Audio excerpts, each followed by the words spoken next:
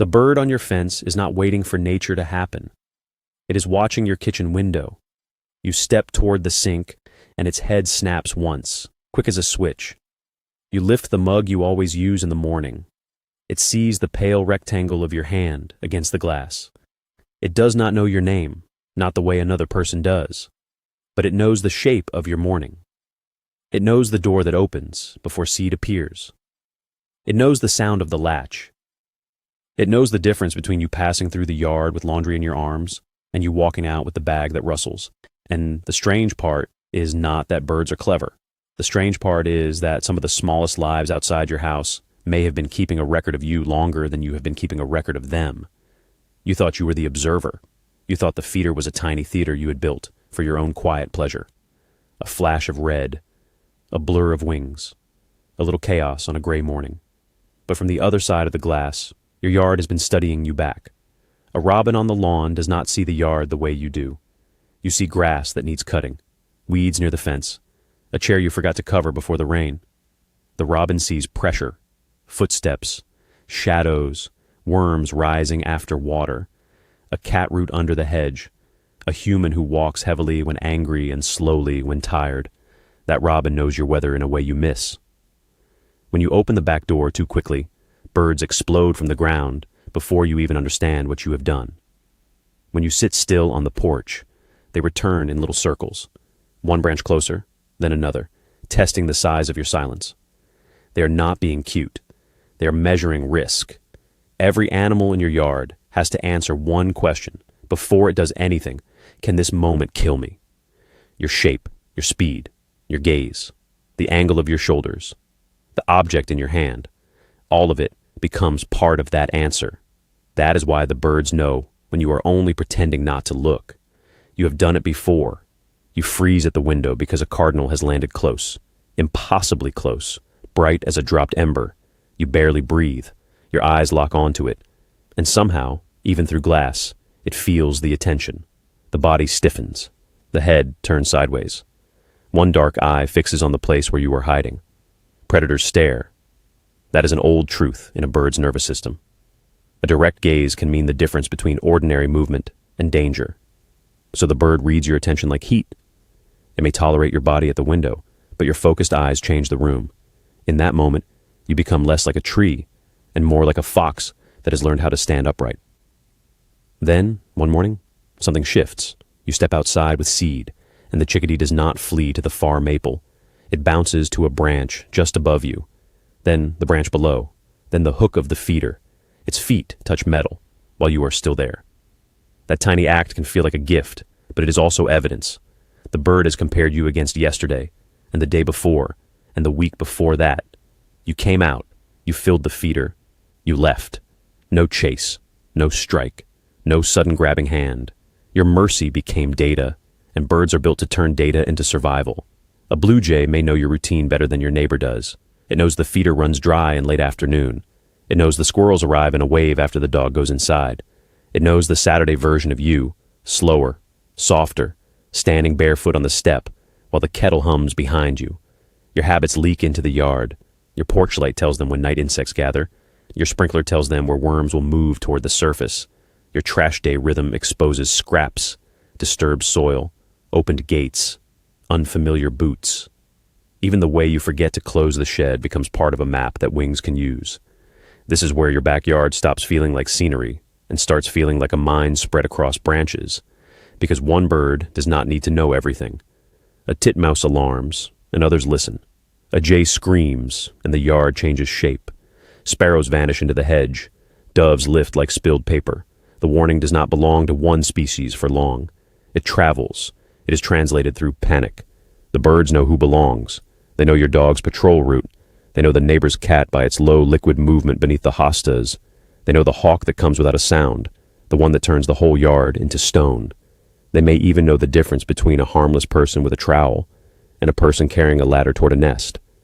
If a bird in your yard has ever done something that made you stop and wonder whether it recognized you, tell that story in the comments, because recognition is where this becomes uncomfortable. Crows and some other birds can remember human faces, not in a vague, cartoonish way. They can learn that one face means danger and another does not, and they can carry that lesson forward. A person who once disturbed a nest, a child who ran at pigeons, a neighbor who feeds consistently every winter. Faces become weather systems. Some bring storms, some bring food. And even when the bird in your yard is not a crow, it may still know the outline of you. Your gait, your timing, your voice. To a bird, the sounds of your life are not background. They are predictions. The feeder lid clinks. Wings arrive before the seed has settled. A window opens. Silence spreads. Your voice on a calm morning may be part of safety. Your shout across the yard may empty the fence. The birds do not need to understand language to understand consequences. They hear what your life usually does after each sound. Then there is the thing they know that you often do not. Your yard is not as peaceful as it looks. The open lawn is dangerous because there is nowhere to disappear. The dense shrub is valuable because panic has somewhere to go.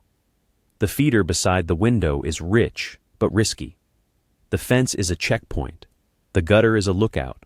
The dead flower stems you almost cut down may be holding seeds that matter on a cold day. Your idea of a tidy yard and a bird's idea of a useful yard are not always the same. You see fallen leaves as mess. They see insects hiding underneath. You see a dead branch. They see a perch, a drum, a hunting post, a place to crack a seed, a route across open space without touching the ground. And because they know this, they also know your decisions before you understand their cost.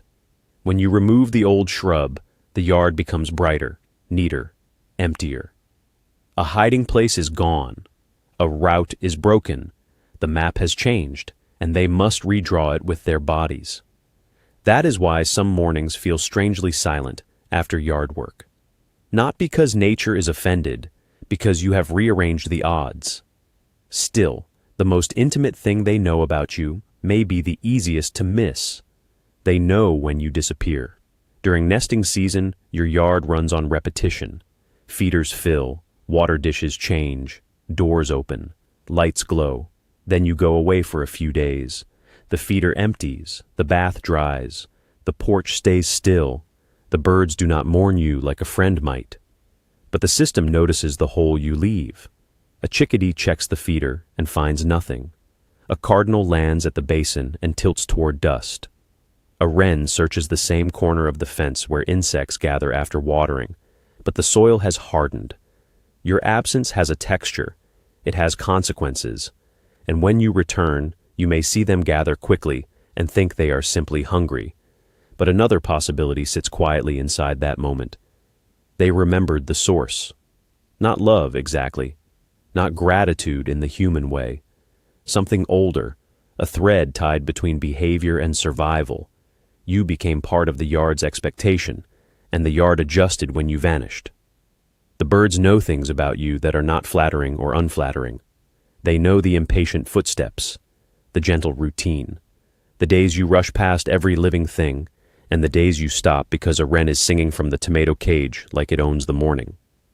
They know whether you make the yard more dangerous when you enter it. They know whether food appears because of you. They know whether your presence means panic, indifference, or calm.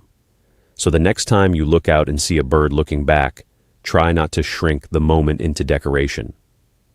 That little head turn is not empty. That pause on the fence is not random. Somewhere inside a body light enough to sit on a twig, there is a living map of your house, your habits, your sounds, your threats, your gifts, your absences.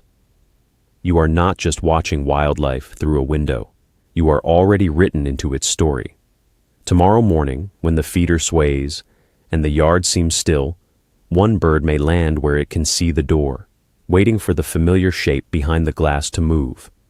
And for a second, before the world becomes ordinary again, you may realize the backyard has known you were coming all along. If this changed the way you see your yard, subscribe. There is so much more happening out there than most people ever notice.